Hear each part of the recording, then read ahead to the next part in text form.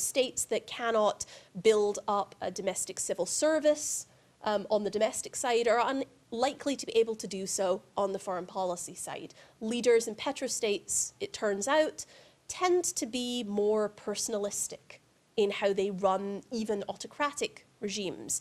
Decisions are made differently in these states, and all of that has foreign policy impacts. So the third way that we can think of how oil and security interact, I think, is the traditional one, and that is energy security. Now, as Marco alluded to, we often think about this from the importer perspective, and that is something that goes as far back as the oil shocks of the 1970s, where Western governments, but particularly the US government, looked at the world and said, oh my goodness, how are we going to ensure our security when we're so dependent on other states for energy? And in the book, I look at sort of two ways that we could think about this from the perspective of the exporting state, right? So how does being a major exporter on the world market shape the foreign policies of the states that are the exporters? So if you are Saudi Arabia, how does the fact that you produce 23% of world oil supply in any given year, how does that shape your foreign policy? And I look at two specific things, and we can talk about these more. One is, can you use that energy as a weapon, right? Can you threaten shutoffs in order to enhance your own foreign policy? And I conclude in the book that you can, but it's actually not a very effective weapon for many of the reasons that sanctions are typically not effective, and we'll probably want to talk a little further about that and about whether the energy weapon is successful or not. And then the other one is that you can often leverage your resources into some kind of great power protection. We see this in the Gulf War with Saudi Arabia and Kuwait. We see this in the tanker war, where the US steps in to protect Kuwaiti tankers. And we see that great powers are typically willing to enter into security cooperation with some of these bigger petrostates in order to ensure the flow of energy. So that has implications for regional security in those regions. So I don't want to talk for too long here on introductory remarks, but that is pretty much the framework that I build in the book. And I guess the one final comment I'll make that we might want to explore a little further is the future for petrostates looks very volatile and uncertain. There have been big changes in the market already, things like the shale revolution in the United States. There are going to be bigger changes in energy markets coming. We are, even if it is market driven, headed towards some kind of green transition in the next 4 or 5 decades, at which point these petrostates will be competing for remaining market share. They may become poorer. But we also see from the last few years that in this volatile transition period, these states may actually wield more power and more leverage. So the book looks at sort of petrostates in the past and today, but the final point I'll make is that I think the future might look quite different for some of these states. Thank you for opening up the topic. You clearly highlighted the relationship between oil resources and conflict. And we did see, if we look at the history, that in the 70s, producers made large revenues. Let's start from Soviet Union and then Russia. And then we see that in the 80s, 1979 already, the Soviet Union invades Afghanistan. Then again, Russia in the 2000s experiences considerable growth, and this comes with a more assertive and then aggressive foreign policy the following decades, or already in 2008 with the war in Georgia, actually. Or if we even look at smaller producers, Azerbaijan built up a military arsenal thanks to largely to energy revenues, which it recently used in the conflicts over Nagorno-Karabakh. So the relationship is quite clear. But let me come back to the concept of super producer, so a classification in which you include Russia and super exporter as well, and Saudi Arabia. Now, do we see a shift in their relationship recently. Because, for example, so I mentioned the 70s, Soviet Union making money with oil, and then in the 80s, the US, in coordination with Saudi Arabia, was able to push down oil prices. Now, especially from 2016 on, we see considerable change with this so-called OPEC Plus alliance, and also, as you rightly pointed out, strong presence of super exporters in decisive fora like the G20.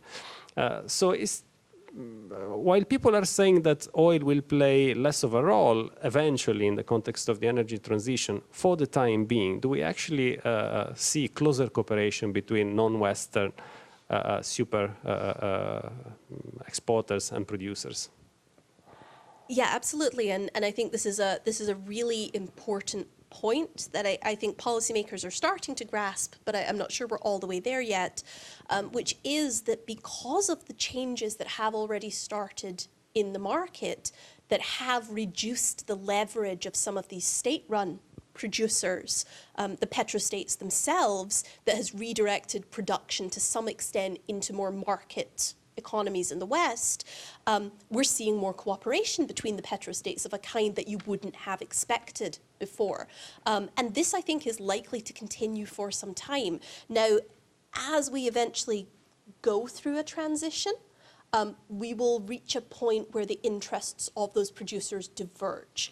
And there will be producers like the Gulf states, for example, like Saudi Arabia, like the United Arab Emirates, like Kuwait, like Iraq, that have very low production costs, and they will still have a market because they will still be able to serve countries in the developing world, in the global south, that have not managed to actually transition off hydrocarbons.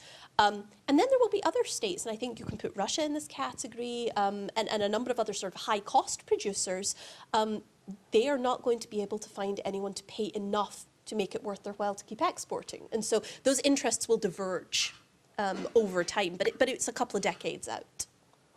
And also another concept that you brought up is that of oil proxies, or better, state proxies that, for example, super producers use to engage in conflict. Can you make some examples or expand on this idea? Yeah, so yeah, let me say two things, I guess. So first, your comment about conflict. I didn't really talk about it in my opening remarks, but one of the things I do early in the book is I basically look at whether oil drives conflict initiation, right? And statistically speaking, it turns out it does. And I think if you think about those sort of three categories, those three ways that oil and states interact, you can see reasons for it, right? Wealth enables arms, which enables conflict, as you suggested in the Azeri case. Some of the domestic political ramifications and economic ramifications of oil production actually tend to lend themselves to systems where decision-making is more personalistic. And it's funny, in the book, I have a case study of Saddam Hussein and his decision to start both the Iran-Iraq War and the 1991 Gulf War. And in some ways, I feel like the last 2 years that I have been watching this case study on repeat in the context of Russia and Ukraine. A very personalized, authoritarian system where decisions are taken by a small group of people, not necessarily with good intelligence or good information coming up to the top. The distortions that creates shape their willingness to enter conflict. And then the final way sort of conflict is in terms of hegemonic or external state cover or support. I think the Azeri case is very interesting, which is to say that under normal circumstances, I think one might have expected the US and particularly Europe to push back very strongly against what Azerbaijan has been doing in Armenia. But in the context of the Russian war in Ukraine, the transition away from Russian energy, European states cannot afford to alienate Azerbaijan because they need it. And so that is the case in which Azerbaijan's importance in the market generally, but particularly to Europe, I think is driving some of these policy shifts. So I actually didn't answer the question about proxies, but some of the same dynamics apply, mostly to do with wealth, but also to do with the ability to keep it hands off, the ability to have plausible deniability, etc. Right, and you mentioned the idea of an oil weapon. Now, do you want to expand on that? And is it also possible to think of it in non-traditional ways? Or what I'm trying to say is, okay, we can imagine that super producer or OPEC decides to cut production. Now we see this as an impact on price. It's a bit difficult to think of huge impacts such as in the 1970s. But what about the role that oil could play in a potential confrontation between the US and China? So could, for example, the US use a form of oil weapon by closing the Malacca Strait? So one of the big problems that I ran into in writing the chapter on the oil weapon is there is no good definition of the oil weapon. Everybody means something completely different. Some people are using it to mean, right, using your own oil supplies, threatening to cut them off and using it for coercion. And that was the definition I ended up settling on. But other people are using it for things like in a time of war, cutting your enemy's supply lines. Some people suggested that, Iran taking energy resources and using it to fund regional proxies, that's an oil weapon.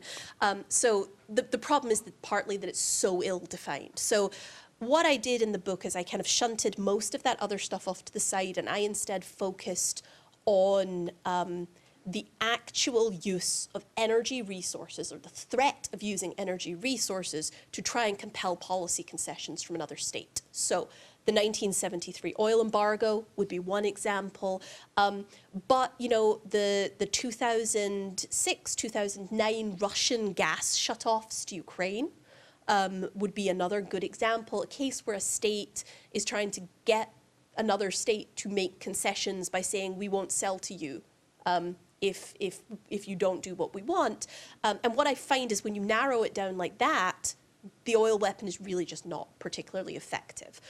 It might be effective in the short term in causing some pain, maybe even some policy change, but over time, because the other state now knows you're untrustworthy, they diversify, you lose the weapon. So that was the stuff that I focused on rather than the sort of military implications. So when I say the oil weapon doesn't work, I mean in that sort of economic-driven context. Right, okay, thank you. Of course, there's many different conceptualizations, and you're right to point out that the term or the energy weapon has been used in so many different ways. At some point in your book, you mention or you define Norway as also a petrostate, and it is definitely true in some respects, at least. But then you talk of its climate diplomacy. So Norway is a bit of an outlier, and because we are in a Nordic country, also I want to ask you, can you clarify that link? How is it possible, and what role can Norway play as a petrostate that also has a strong climate diplomacy? So the Norwegian case, as anyone knows if they study energy or they study the resource curse, the Norwegian case is the one that everyone just turns around to you and says, oh no, but what about Norway? Norway has a bunch of oil. Why don't they have all this bad stuff happening to them? And the answer is it's about timing, right? So Norway discovered energy supplies fairly late in its development process. It already had good institutions. This is sort of stuff that's already all been studied over on the economic side. And I think the same thing really applies in foreign policy. The result has been, just as Norway has sort of been able to use its existing institutions to shepherd economic policy, that is to say, set up a sovereign wealth fund, funnel most of the proceeds from energy into that, use that then to backstop state funding over a period of years. They've also been able to use some of that wealth for foreign policy purposes fairly responsibly. Again, the existing institutions are there, and they've used it in more recent years for some of the climate diplomacy that you mentioned, but also for things like mediation. Right, the Oslo Accords spring to mind. The Norwegians, for those who don't know, the Norwegians paid the costs associated with implementing the JCPOA, the Iranian nuclear deal, out of energy funds. And so they've been able to use those resources in quite a responsible way. And the climate diplomacy case is a really interesting one, because the Norwegian government has made a commitment not just to climate diplomacy, but in general towards turning the proceeds of resources towards effectuating a green transition and climate diplomacy and action more broadly. But again, it all comes back to the political system. There are just very few petrostates that have that combination of timing of oil discovery, existing strong institutions, and the incentive to sort of save the money for a rainy day and use it responsibly. So Norway is just is very lucky, I would say. And that has meant that they've used most of their resources for good. There are some other cases, for example, the Qataris are a good example of another state that's used their resources for diplomacy and mediation, for example.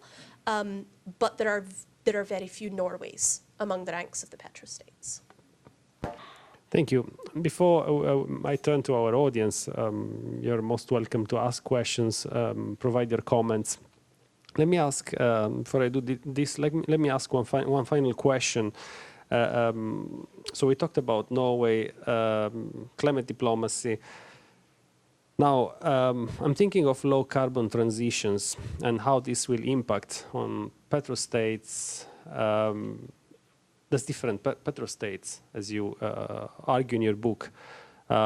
There's those that have a higher break-even price. We have already seen in the case of Venezuela, for example, that state coffers were badly affected by lower oil price in recent years. So how will the low carbon transitions impact petrostates? And actually, do you have any views on the timing? Because we expect this to happen, but in the meantime, energy demand is growing in the global south. So it is also possible that especially petrostates with lower break-even prices will be able to find new customers. So how do you see this? Yeah, it's a really interesting question. It's one I address a little in the book, and I'm trying to get into more because I think it has sort of burst into the public consciousness over the last few years, the notion that even though we might be heading for some kind of transition, it's not immediate. And I think there was a lot of very sort of magical thinking among policymakers about green energy suddenly making countries more secure, when in fact we're talking about a minimum several decade process here. With regard to how it impacts petrostates, one classification or categorization that I really like is Carbon Tracker. Is an NGO in the UK.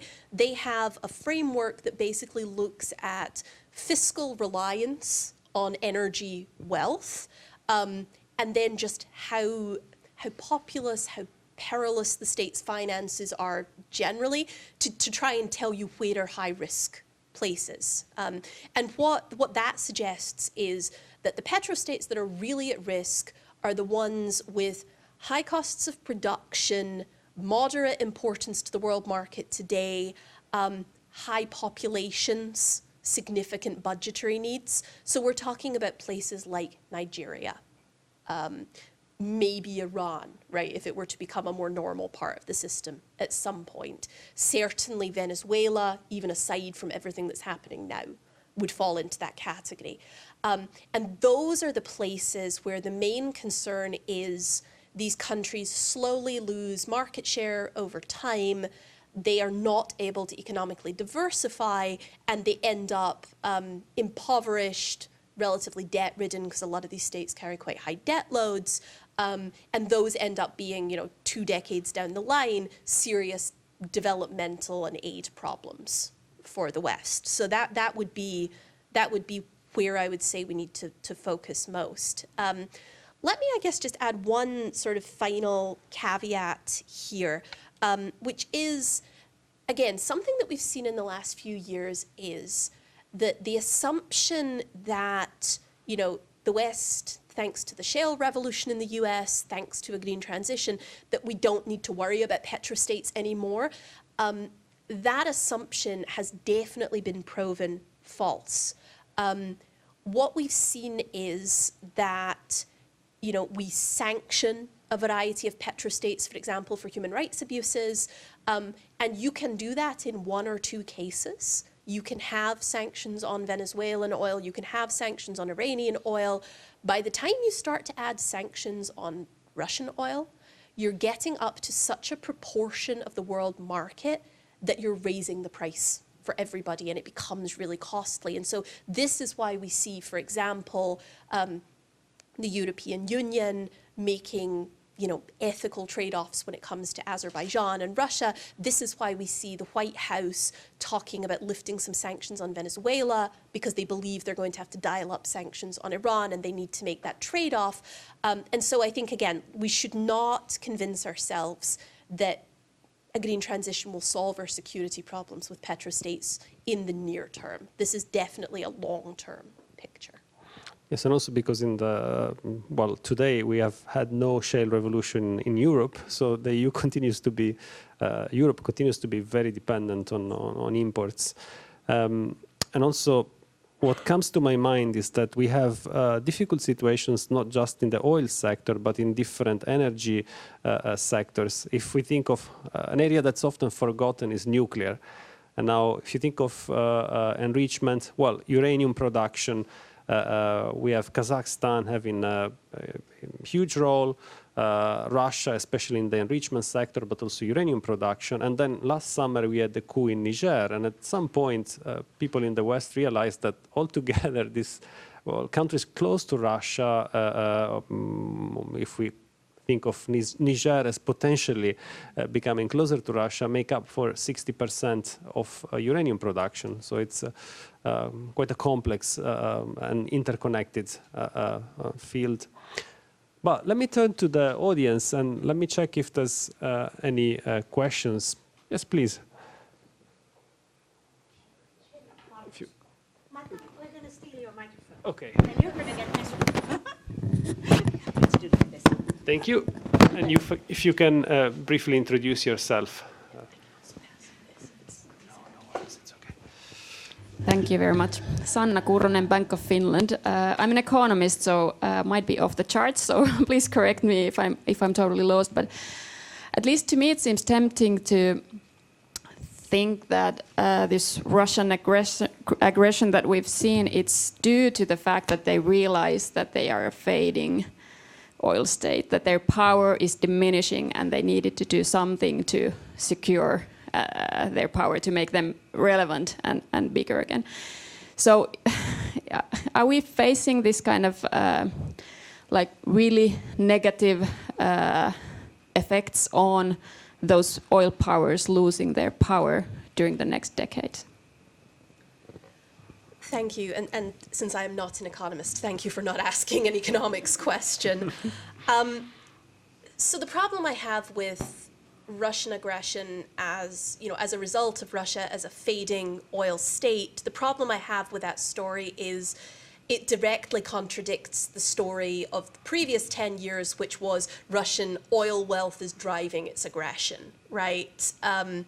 And so I don't put too much stock in the idea that it is some Russian perception of future oil income that is driving their aggression. I mean, if anything, I think you might be able to make the opposite case, which is that if the Russian government was truly concerned about declining resource revenues, about declining relevance, that they would undertake economic steps or political steps that this war has effectively made impossible. So I would argue that the war has been enabled by oil wealth and, frankly, by Russia's position as a significant exporter.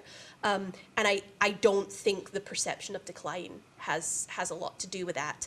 That said, I do think there is an instability concern about petrostates. Again, several decades down the road, you are going to end up with states that had previously been able to provide significant popular subsidies to their populations, for example, through oil wealth, where autocratic governments had been able to maintain something of a social contract that is now, under threat. And so I think there's a significant concern for civil conflict along the lines of Arab Spring-style movements, and a concern that autocrats may turn to state-on-state aggression as a distraction, as a way to try and build support. Again, I don't think these are immediate problems, but it's something that I think should be on everyone's radar for the sort of the 2040s. And let's see if there's any other immediate reaction down there.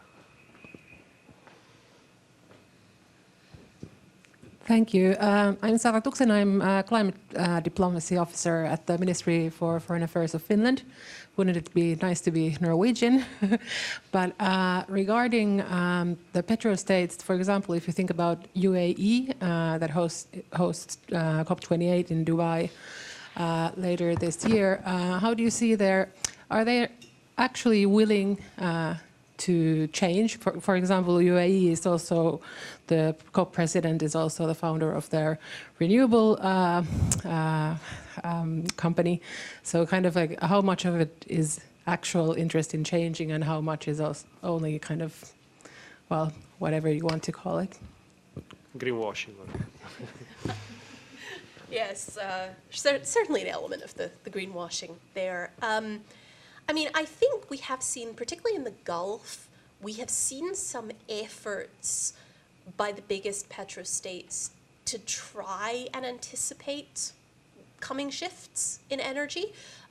So, not just the Emirates, trying to move into renewables to some extent, but also particularly the Saudis, again, considering a push towards nuclear energy, and the whole Saudi Vision 2030 idea, where they would take oil wealth and turn it into investment and then live off investment income. And so there are attempts to think through this problem. My concern is that just looking at the history, this is again not so much a foreign policy question as an economics one, there's been a lot of research on this, looking at the history of attempts by these states to reform and develop other economic sectors, they have almost always failed. Usually when a downturn in revenue forces the state to reprioritize something like social spending. So I think the question is an impending complete shortfall of revenue going to be enough to finally force change? And I'm skeptical, because I think we can look at various states in the Middle East and the region, look at Egypt, look at Syria, look at Yemen, Oman, where those energy rents did decline over time and where steps really weren't taken to improve the economy. So I'm worried and I'm skeptical that they're going to actually be able to change. Yeah, let me emphasize again this double effect, we can say, of prospective declining oil revenues. So on the one hand, petrostates that have been aggressive will have fewer resources to spend on wars, but at the same time, some of them are very well armed, and the potential social consequences, potential internal collapse, might also have security effects that might turn out to be not just internal. So it's a fine balance. And you mentioned the Arab Spring, which it didn't start specifically because of energy prices, but economic factors were very important. And if we think of some countries in the region, like Algeria, for example, because energy is used as social policy, energy prices are kept artificially very low. It's not really an option for the country to invest in the sector, to reinvest the revenues that would come. So it's again, I think complexity is the key word here. We don't know exactly which factor will be stronger. If there will be fewer wars because of less money for petrostates, or unforeseen conflicts caused by internal collapse. Yeah, I mean, I think the other thing that I think is worth emphasizing here is that some of the ill effects of of being in this petrostate category right now. The governance effects, the economic effects, and to some extent the arms. As you say, many of these countries are very well armed. The arms do not go away immediately upon you ceasing to receive oil revenues the next year.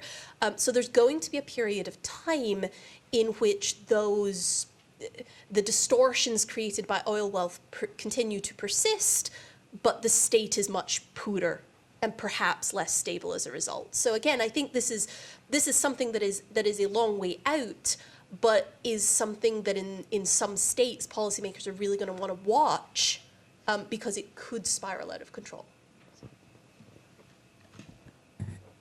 Okay, let's see if there's any other. Yes, please.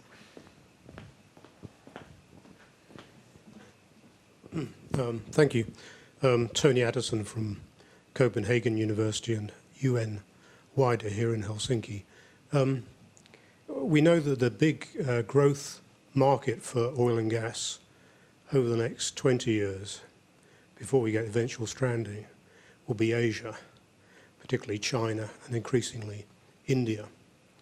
And I wonder if you have any thoughts on how that is going to affect the dynamics of the political relationships with the Middle East, because you could make the case that obviously back in the 70s, the US and to a degree Europe had to take a greater interest in the impact of the two successive oil shocks because of particularly Europe's dependence and to a degree the US dependence on imported oil. But now with the biggest market being Asia, where are the Asians standing on this? Thank you. Yeah, another really great question there. I mean, to just be really provocative about it, right? In 1980, President Jimmy Carter issues the Carter Doctrine in his State of the Union speech, in which he says, effectively, any threat to the Gulf, to the free flow of oil, will obligate a US military response. And that is because at that time, the US was dependent enough on imported oil and on global pricing that this was a significant security threat. And that statement was aimed at the Soviet Union, even though it ends up becoming the rationale for the Gulf War. That statement was much more about US worries about the Soviets blocking oil supplies in the region. To be provocative about it, I would say China, and to some extent India, today, they're in the position the US was in 1980. The US is not. We are still dependent on world oil prices. There's still an economic cost to shortfalls in oil flows, but we have enough domestic production that there's no longer a security cost to it, right? We could still fight a war if we had to. So that situation has fundamentally changed, and now it is China in particular that has to worry about shutoffs through the Gulf, and to some extent has to worry about US presence in the Gulf as a response. And I think this is why we've seen, in part, such confused US policy in recent years towards the Middle East. Sort of an understanding by policymakers that the region is no longer as important, but this sort of theory that you also at the same time have to worry very much about Chinese influence in the region, and at the same time the US remains the main security supplier in the region to these states. We see the Biden administration going out over the last year trying to knit together a security arrangement between Israel and the Saudis and the Emiratis through the, continuing the Abraham Accords, in which the US promises to remain the main security supplier in the region, even as the region economically has basically pivoted towards China. So I'm not sure I actually have a conclusion to come to here, other than to say that I think US policy in particular is far too focused on the security dynamics of the region in a way that may end up pushing China to be more concerned about the military dimensions of Middle East oil flows. And one of my concerns is that you could end up in something like call it an energy security dilemma, right? Where Chinese insecurity ends up driving their willingness to get more militarily involved in the Middle East. But for right now, at least the US role is in flux, and it's not clear what it's going to look like in future administrations. Let me ask you a follow-up question on that. So can energy, because you mentioned China and concerns with supplies from the Middle East, can energy then become a strong driver of China, Russia, I wouldn't call it alliance, but close relationship, because that route can be seen as safer for China. We have already seen that China has pretty much bought up Turkmen gas. The West doesn't want to buy Russian oil and gas anymore, so Russia can provide it. Even, they don't have so many alternatives, and China is a big buyer. Maybe it's a buyer's market. Then again, just Europe is not the buyer's market it wanted to be. So can that be a factor in the Chinese-Russian close relationship? It's interesting because you think it would be. You would think that this would be a solution on both sides of that relationship, right? That Moscow would see this as a market that they could drive Chinese demand towards and thereby solve their sanctions problem, their Europe problem, and that Beijing would be happy to have a difficult to interdict because it's pipeline and land-driven source of energy. Instead, what we've seen is hesitation on both sides. In part, and I'm not a China expert, but as I understand it, in part because the Russians are wary of letting the Chinese import enough that they can drive prices, that Chinese demand could be used to drive Russian profits. And on Beijing's side, on the idea that they don't want to become too dependent on any one supplier of energy. And this is an area where I think the European example and the Chinese example over the last decade have been decidedly different. China has always had a strong policy of significant diversification across its sources of energy. So a variety of countries, a variety of energy sources in terms of hydrocarbons, nuclear, etc.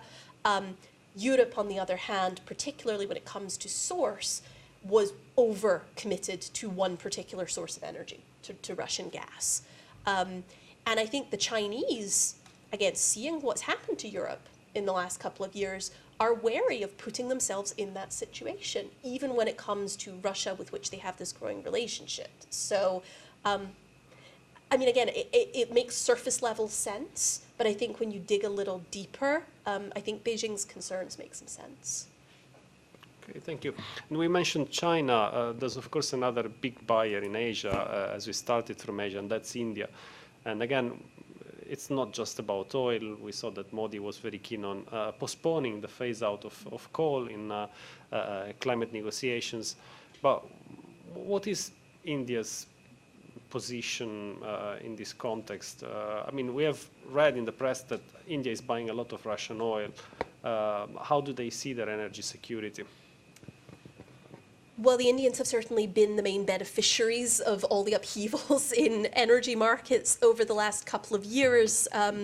And I think there's certainly some strong suspicions in Washington that they're not actually abiding by the price cap, right? We see Russian oil arriving at Indian ports accounted for at prices under the price cap, but suddenly on the Indian side of the ledger, it appears that they paid more. And so there's definitely some backroom dealing going on here. And India has been very willing to take supplies of Russian oil that has been redirected from Europe. But that's not a long game, and that's not a long-term strategy.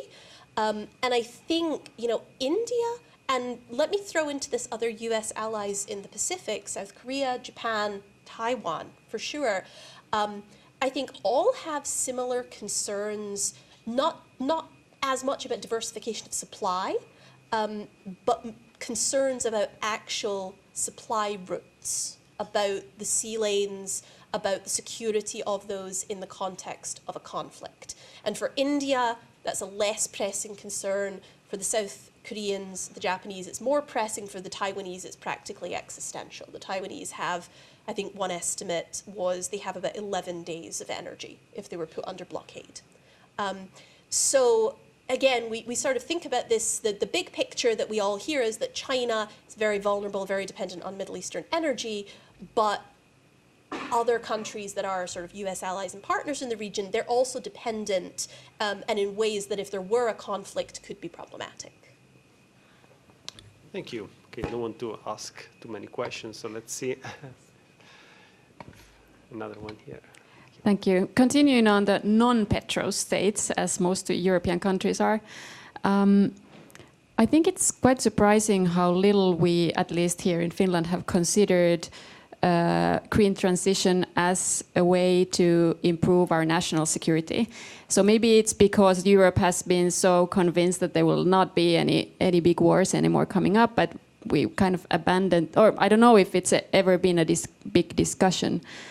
But do you see some potential after this Russian aggression that even globally it would be more pronounced? That obviously China seems to have realized this long before, but also Europe and maybe India considering more this that getting rid of fossil fuels and electrifying the economy would actually be a national security issue and important in that sense.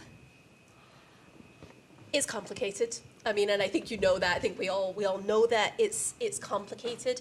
There are definitely ways in which long-term a transition to greener forms of energy would improve national security.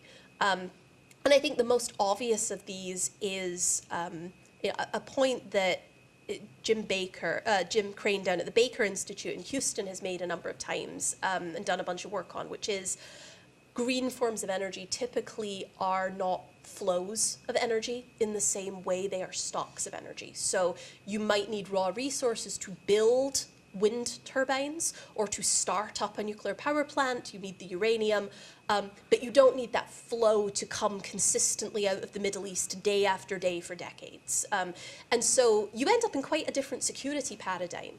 And that is something that I think could be massively beneficial to Western countries, particularly once you're through a messy transition phase. At the same time, you will then have different problems to think about. Greener forms of energy are not yet suitable for military mobility, for example, so you may see states wanting to keep larger reserves of hydrocarbons on hand for potential war security purposes. Those raw resources to build the energy infrastructure do need to come from somewhere, and they come from a variety of places. So it's somewhat more complicated than, you know, we get our oil from the Middle East and, you know, it's one substance. You have to think about a dozen supply chains or 24 supply chains instead of one.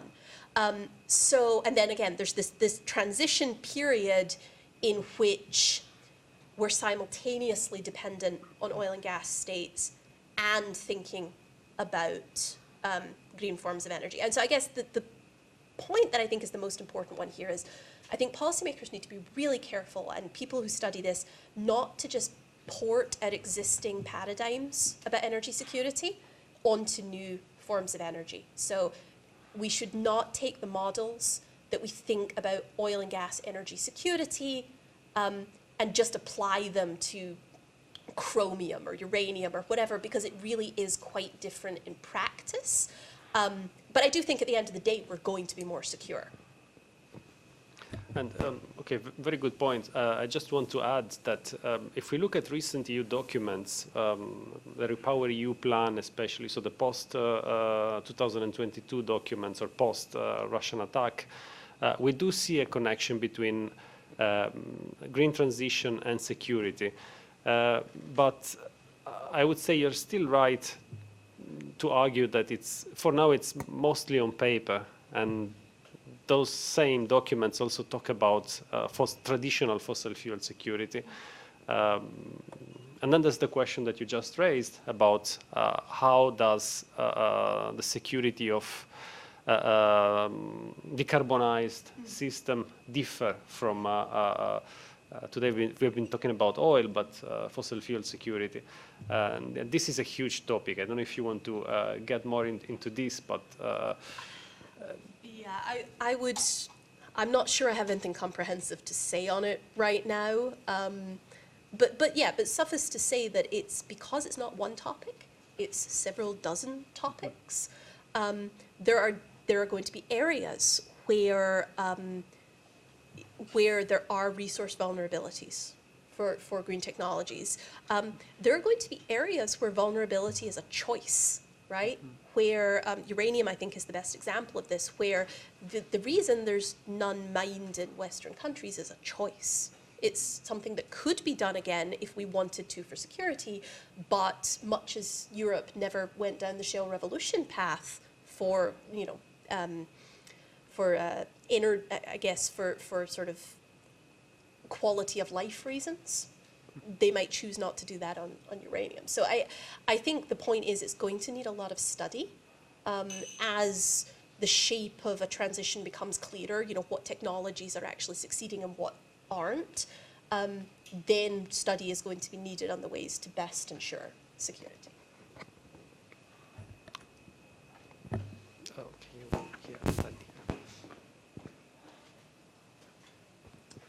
Thank you.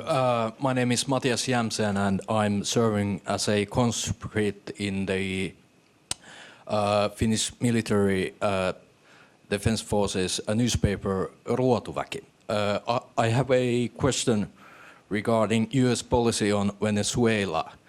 And I have read the reports that there might be a shift on US sanctions against Venezuela and their oil production.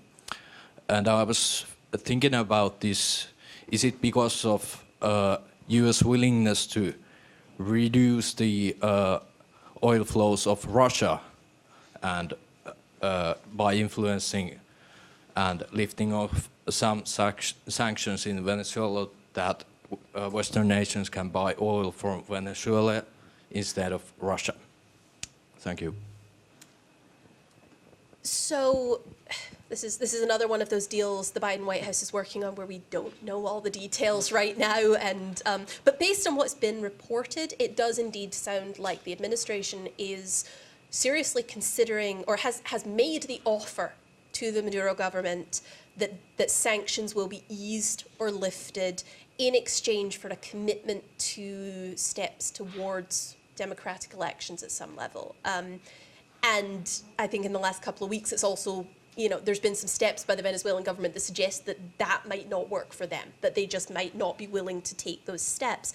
But the reason the White House is considering it is, if not specifically about Russia, it is the overall impact of the last few years on energy markets. And in particular, what I mentioned earlier, the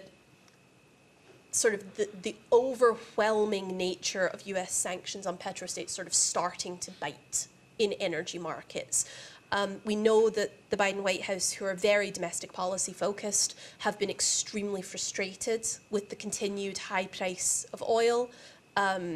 We know in America that's very highly correlated with whether you succeed in elections or not. So there's, I think, an electoral concern here. But yeah, I believe the hope from hearing officials talk is that some easing of the sanctions on Venezuela would allow for firmer enforcement of both the oil price cap and sanctions against Iran without raising the price of oil. I think that's a really questionable assumption. As those who work on sort of energy production will tell you, Venezuelan ability to dial up production is pretty limited. There's been a lot of damage over the last 5-10 years in the ability of the Venezuelans to dial up production at all, and in the ability of American refineries to even take that kind of oil at this point. But still, I think that's the hope behind the policy. Okay, there was another question here in the front row. If you're... Yeah, Tony Addison again. Oh, sorry. Tony Addison again. I wonder if you had any comment on the financial power now exercised by the super producers, which was certainly a big factor in the 70s, you know, when we had the last two big oil price shocks. But of the two super producers, you know, you could say that we obviously have Saudi, we have the Gulf, very large foreign investors, very large sovereign wealth funds. Sort of 5 years ago, you would say Russia was in that class as well. But of course now it has at least $350 billion frozen and potentially could lose it all to reparations to Ukraine.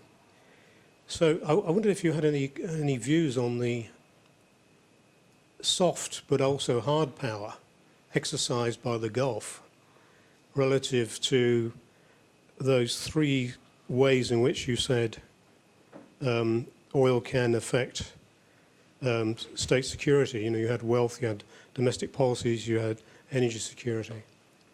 So, thank you.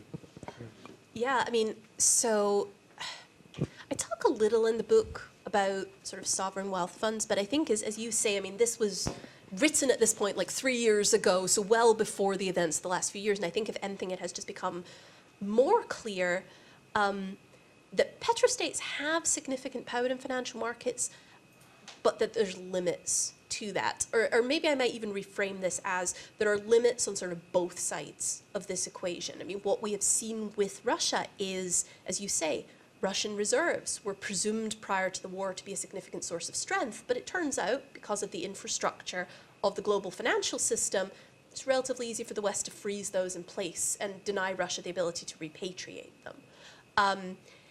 The same with sort of the Gulf states. Their ability to use some of that monetary and financial power is tied into their ability to access Western markets. If they cannot invest that money in the West, in this long-running, as you well know, I'm sure, this long-running investment relationship with Western markets, then at some point reserves just become reserves and they're not particularly useful to those states. So I think for most petrostates, there is an incentive to maintain good enough relations with the West to be able to keep that access, to be able to keep some of that power. And what we've seen, you know, the few cases where that has not happened, Russia and Iran in particular, they've still been able to do a lot with their wealth, but it's been much more circumscribed because they can no longer fully access those Western markets. And another interesting question, which I'm not even going to try to answer here, but another interesting question is what happens in financial markets as the power of those states declines and as they decline as a source of investment in Western countries. Okay, before we slowly come to the conclusion of this, there was another question here, so. Thank you. Also a little bit of a comment. I'm from the Prime Minister's office, and I used to work in the Prime Minister's office of United Arab Emirates, and I do futures work, and in UAE I was doing a vision for UAE for 2071. Well, the Prime Minister's office is located in Dubai. The presidency is in Abu Dhabi. There are big differences in the Emirates themselves. And Dubai, of course, is very strong on non-oil sort of growth.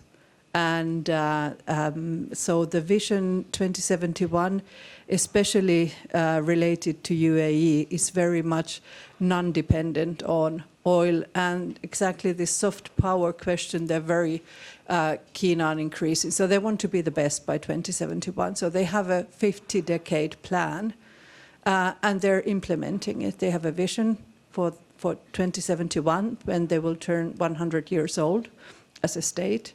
And they have this called UAE Centennial 2071. So if somebody wants to have a look at that, some of those things and their aims and goals are out in the open. Yeah. Yeah, thank you for this reminder. Much as Norway is the exception among petrostates, the UAE, but particularly Dubai, is the exception in the diversification space among petrostates. They've been very successful in diversifying. Now, whether that is replicable by other states, I think is a problem, because in many ways what drove Dubai's diversification was location, airport, ability to become a hub, you know, financial, cultural, etc. You can't replicate that if you're the country next door, because it exists already. Sorry, go ahead. Yeah, and they don't really have that much oil. So oil is in Abu Dhabi. Yeah. So they've had the necessity to diversify. Yeah. So they had to find ways, and they are still financially dependent and have been dependent on Abu Dhabi. Yeah, and the peculiar sort of political structure of the Emirates is part of what also helps to drive things here. So, I mean, I think the positive example or the positive case that you can take away from the Emirati example writ large is that if petrostates, particularly the smaller petrostates, the very wealthy ones, if they truly wanted to diversify and to think about a post-oil future, they have the resources to do it. What it's going to take is political will. And, you know, so I think they're in a much better position than some of the sort of major producers that are also very populous, not that wealthy, the ones that are really going to feel the pinch over coming years. So, I mean, I think the Emirates is a really great example of a positive success story for a petrostate. I just don't think all petrostates are going to be able to emulate it. Okay, so before we come to the conclusion of the seminar, let me highlight a bit the topic of climate change, which we touched upon, but specifically, we know that, I mean, there is extensive agreement, at least in the scientific community and also in the political community, I would say, that to tackle climate change, we have to proceed with low carbon transitions. However, at the same time, we see increasing geopolitical conflict. So you have already highlighted that oil endowments are a factor in military aggression, conflict. Does it also work the other way around? Geopolitical confrontation actually extends the lifespan of oil because the multilateral cooperation that we need to tackle climate change is not happening. And oil is the easier solution, not just for producers, but also for buyers, also for oil-dependent countries. I think there's certainly some truth to that. I think it's less about sort of high-level climate diplomacy, or rather, I am less concerned about that because I simply just don't think it's feasible. And this is sort of my personal opinion. I just don't think that's going anywhere. States are just not willing to give up their own interests in order to achieve that. Where I'm more concerned about the sort of the geopolitics acting on the energy transition is when it comes to things like technology sharing and great power competition, right, to use the American phrase.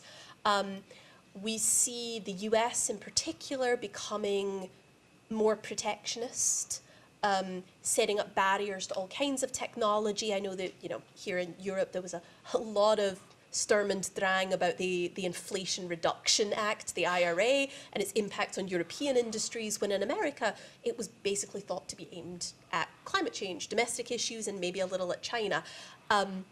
So I think we have that concern, and then there's also the competition with China aspect, which is you could end up with very divergent technology chains for green technology. So, you know, that China is a producer, but a producer that Western countries will not particularly buy from when it comes to this technology, which increases the cost overall to the world of moving in that direction, and you know, and makes it take longer and be more expensive. So that's my primary concern. I'm less concerned about petrostates themselves being able to slow this transition, although we have already seen attempts by them to do so, right? The active OPEC plus cooperation, for example, I think is one example. But I'm less concerned that petrostates will be able to prevent this transition entirely, just because I think it's already becoming, you know, it's becoming business driven in a way that doesn't require the politics to work. It's mostly at this point about cost and speed. And so that's where I'm concerned about the geopolitics. So I'm tempted to follow up, to ask a follow-up question. If petrostates cannot slow down the transition, can actually the oil sector or the fossil fuel sector in Western countries play a role in that? I mean, the first thing that comes to my mind is next year's elections in the US. I mean, here in Europe, there's not such a strong dividing line between political groups, let's say. But what about, even though, of course, we also have a fossil fuel, strong fossil fuel lobbies in Europe, So how do you see this? I feel like I should be asking you these questions instead, since I know you've written on some of them. But yes, I mean, I think one area where the Biden administration really underestimated domestic blowback was when they started to talk, or they talked about two policies at the same time. They talked about a foreign policy for the middle class, so the idea that foreign policy should improve the lives of everyday Americans. And then they talked about pushing forward a green transition. What they did not account for is that there are a significant number of American states, particularly swing states, where oil and gas jobs are extremely central to the economy of those states. And so there was significant pushback in sort of polls and popular sentiment on that question. And the Biden administration has dialed back a fair amount of its rhetoric on that. So, I mean, I think electoral considerations, and I'm really only qualified to speak on the American case here, but electoral considerations are certainly going to make it less likely that the Biden administration is at least going to highlight their successes in the transition space. But I don't think it means they've given up on the policies entirely. So again, I think some concern there, but I don't see this as being primarily government driven at this point. Okay. Thank you. I turn to the audience one last time to check if there's any final questions or remarks. And one down there. Yes, please.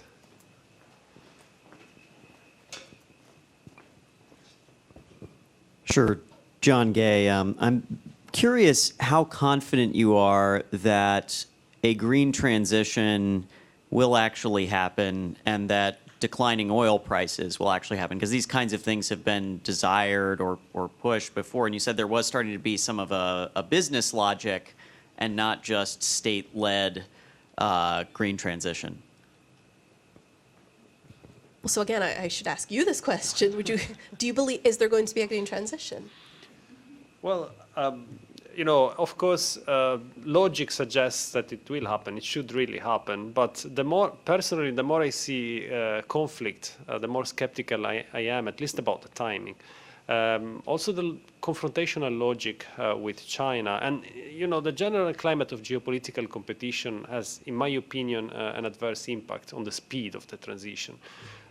We might end up having clubs of countries working on the transition, different speeds.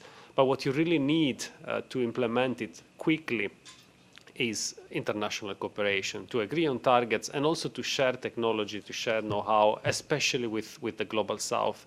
And we have seen, let's think about what Europe has been doing since February 2022. There are strong reasons for trying to find alternative suppliers. However, if Europe starts buying more shale gas, more gas in international markets, the price of gas goes up, and poorer buyers, to put it simply, might decide to stop importing gas and rather turn to oil or worse, coal. So there are significant factors linked to geopolitical conflict slowing down the energy transition. Hopefully this won't halt it altogether, but I think we have to see the transition as a public good that should be subject as little as possible to geopolitical confrontation. Also because, finding or tackling climate change, slowing down climate change is much more difficult than even ending a complex military conflict. You need time. Yeah, I mean, so I'm a little more optimistic, but there's significant debate on this question, and I think something else that, clarifies or showcases the fact there is a debate is one of the big issues of discussion inside energy circles in recent weeks has been the IEA came out with this forecast that now predicts that global demand for hydrocarbons will peak late this decade instead of into the 2030s. So they've advanced this, and now everybody's debating, well, is that accurate or is it a longer time frame? But I think whatever you think of that, there is a definite projection that sometime in the next decade or so, that demand for oil and gas and coal will plateau. And even if it doesn't decline very much, it's going to stay pretty consistent. That is as compared to in the past when it would basically grow every year. So between that and sort of the business case for the transition, there is going to be some kind of transition, especially in Western countries. I think the question really is about how fast does it happen and how widely does it spread? And I think the big question is whether, does a green transition happen predominantly in Europe and maybe in the United States? And then the rest of the world is sort of left, as you say, working with coal or very expensive hydrocarbons. They're not able to make this transition. And so you end up with kind of a bifurcated world, which is actually no good on the climate front, even if we've transitioned. Or is it something that's spread more broadly? And I don't think we have any good answer to that question right now. And as you say, geopolitical competition makes that outcome much more likely. Okay, thank you very much. As I see no further questions, I would turn one last time to Emma and ask you if you have any final remarks, anything else you want to say to your Helsinki audience. Oh, I think we've depressed everybody enough already. Yes, no, I think we did end on a fairly negative note there. And I guess I just want to, say that I think the lesson that I took away when researching and writing this book was that the world is very diverse, that there's a lot of states of different kinds out there with different paths, and that even something as negative as oil wealth and its impacts on conflict and international security, there was still some silver linings. When I was researching this book, I found states that used their oil wealth for charitable purposes, for mediation, to help others. And so, there are, I think, some good points, even as we consider all of these energy security risks going forward. That's my happy ending, happy note. Thank you very much, Emma. And I use the opportunity to remind the audience one last time of your new book, Oil, the State and War, which is also available at the Library of the Finnish Parliament now. So this is a very good read to actually return to a topic that's very important, oil, and we shouldn't forget about it with the energy transition. Otherwise, let me remind you that we do quite a bit of work at FIIA on energy policy, the green transition and climate policy. You find some publications just outside the room, which you can take home with you if you want. And I hope I'll see you at our next seminars on energy and climate, and other seminars as well, of course. Many thanks for coming. Have a nice evening, and the seminar is now closed. Thank you.